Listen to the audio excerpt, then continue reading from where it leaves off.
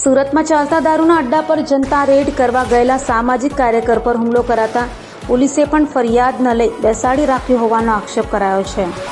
સુરતના અડાજણ વિસ્તારમાં ચાલતા દારૂના અડ્ડા પર જનતા રેડ કરવા સામાજિક આગેવાન જયેશ ગુજર પહોંચ્યો હતો, જ્યાં તેના પર જીવલેણ હુમલો કરાયો હતો।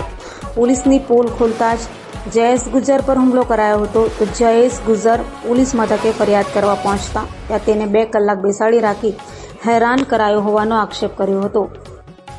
જયેશ ગુર્જર છે।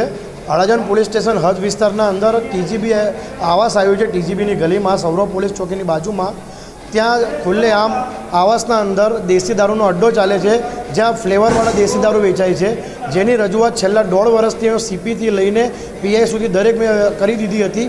તે છતાં કોઈપણ પ્રકારની કાર્યવાહી ન થતાં આજે અમે લોકો જનતા દ્વારા ફેસબુક લાઈવ દ્વારા જનતા રેડ કરવામાં આવી, જ્યાં અનિલ રાઠોડ જે બુટલેગર મેન છે એના દ્વારા અને પિન્ટુ કાડિયો નામનો વ્યક્તિ દ્વારા મારા પર જીવલેણ હુમલો કરવામાં આવ્યો છે।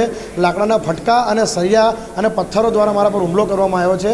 જ્યારે હું પોલીસ સ્ટેશન મને લઈ ગયા તો 2 કલાક સુધી મારી બ્લીડિંગ ચાલતી હતી અને મને સંજય ભરવાડ નામના કેશિયરે અંદર અડાજણ પોલીસ સ્ટેશનમાં છે એને અને ઇન્દ્રજીત નામના પોલીસ નો વ્યક્તિ છે ડિસ્ટાફમાં, એ બંને રૂમમાં બંધ કરીને વાગેલા પર સ્ટ્રેચીસ મારા વધારી દીધા, 2 મુક્કા મારા મોઢા પર મારી દીધા છે એ લોકોએ। હાલ હું અત્યારે સિવિલ હોસ્પિટલમાં છું। મારી એક જ માંગ છે કે આ ગોજિયા સાહેબના રાજમાં એક વખતે મેં જનતા રેડ ઇંગ્લિશ દારૂના અડ્ડા પર કરેલી, ત્યાં વિજિલન્સની રેડ પર કરેલી છે, થયેલી છે અત્યારે અઠવાડિયા પહેલાં જ, અને સાથે સાથે આજે આટલા મોટા જથ્થામાં મેં જે પ્રમાણમાં જથ્થો બતાવ્યો છે તે છતાં પણ આવા ગોજિયા જેવા અધિકારી પર કોઈ કાર્યવાહી નથી થતી।